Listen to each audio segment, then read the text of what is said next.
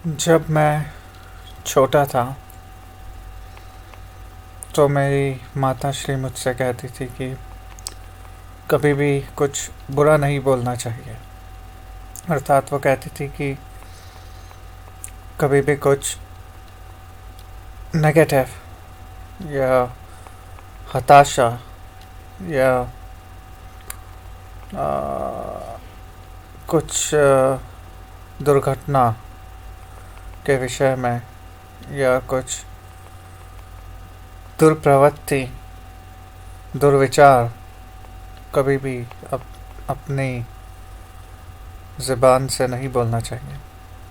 पहले मैं ये समझ नहीं पाता था कि इसका क्या मतलब है, क्या होता है कुछ बुरा बोलने से, मजाक में ही सही। बुरा बोलने से किस प्रकार बुरा हो सकता है, क्योंकि विनोद में कई बार मैं ऐसा कुछ बोलता था जो नहीं बोलना चाहिए। और बुरा बोलना ही नहीं, बुरा सोचने का भी मेरी माताश्री मुझे मना करती थी। काफ़ी समय बाद जब मैं ध्यान, योग, भक्ति, वैराग्य, तपस्या, त्याग का अध्ययन में जब अग्रसर हुआ तो उसके पश्चात मुझे यह अनुभव हुआ कि जब हमारी शक्ति हमें प्राप्त होती है, कुछ लोग उसे आधुनिकतम या रहस्यपूर्ण रूप से कुंडलिनी शक्ति बोलते हैं, पर मैं उस दिशा में नहीं चाहता, क्योंकि मैं उस दिशा उस साधना का के बारे में अधिकार पूर्वक ज्ञान नहीं रखता हूँ। पर थ्रोट चक्र एंड थर्ड आई, जो आज्ञा चक्र है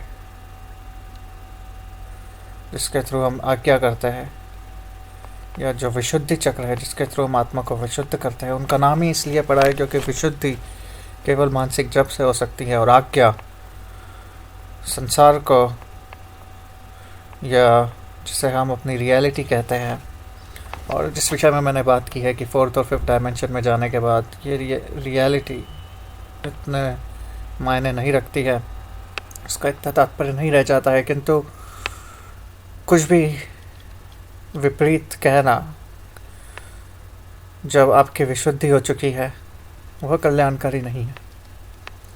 इसी प्रकार कुछ भी बुरा सोचना जब आपका आज्ञा चक्र काम कर रहा है वो भी कल्याणकारी नहीं है, क्योंकि जिस प्रकार से जो नए शोधकर्ता जिस विषय पे बात करते हैं कि दुनिया और विश्व जो है, वर्ल्ड जो है, वो एक मैट्रिक्स है या एक सिमुलेशन है, और अगर हम ईश्वर की बात करें तो ईश्वर ने अपने संकल्प से, अपने सोचने से, अपने विचार से इस ब्रह्मांड का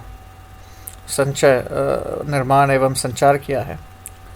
इसीलिए हम भी जो सोचते हैं वह घटित हो सकता है अगर हमारे आज्ञा चक्र कार्य कर रहा हो तो। इसलिए शुभ सोचना और शुभ बोलना अति महत्वपूर्ण है। यह अति महत्वपूर्ण उन लोगों के लिए भी है जो 1,25,00,000 बार मंत्र जाप कर चुके हैं, क्योंकि उसके पश्चात या जो अपने निपुणता हासिल कर चुके हैं मानसिक जाप में, क्योंकि उनकी विशुद्धि एवं शुद्धि तो निश्चित रूप से ही हो गई है, इसलिए उन्हें कुछ भी बुरा नहीं बोलना चाहिए। इसीलिए जब हम किसी साधु से मिलते हैं तो हम उनसे कहते हैं कि आप हम पे कृपा करें और हमें वरदान दीजिए। इसीलिए आशीर्वाद मांगा जाता है, क्योंकि विशुद्धि चक्र जब किसी महान आत्मा का, किसी पंडित का, किसी भक्त का जागृत हो चुका है तो वो जो भी कहेगा वो घटित हो जाएगा। यह बात और है कि अगर कुपात्र को वो कुछ कहते हैं तो जो इक्विलिब्रियम है या जिसके जो योग्य नहीं है वह उसे प्राप्त नहीं हो सकता, वह अंततः वहीं पर वापस आ जाएगा। किंतु इस बात को अगर थोड़े समय के लिए हम ध्यान में ना रखें तो हम यह कह सकते हैं कि विशुद्धि और आज्ञा ये दो कारण है कि हमें ना कुछ बुरा बोलना चाहिए ना कुछ बुरा सोचना चाहिए। अगर हम ऐसा करते हैं तो वो घटनाएं घटित हो सकती है। हालांकि किंतु परंतु उससे जो इक्विलिब्रियम है, नेट आउटकम है, जो कार्यफल है, जो कर्मफल है, वह प्रभावित तो नहीं होगा। लेकिन क्यों किसी का बुरा करना?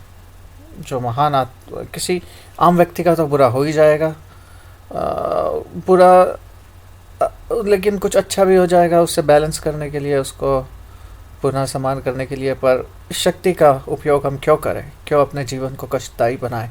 और उस समय जब हम साधना कर रहे हैं और हम पूर्ण रूप से माया निवृत्त नहीं है, पूर्ण रूप से वैरागी नहीं है, क्यों हम अपने विशुद्धि एवं आज्ञा शक्तियों का दुरुपयोग करें?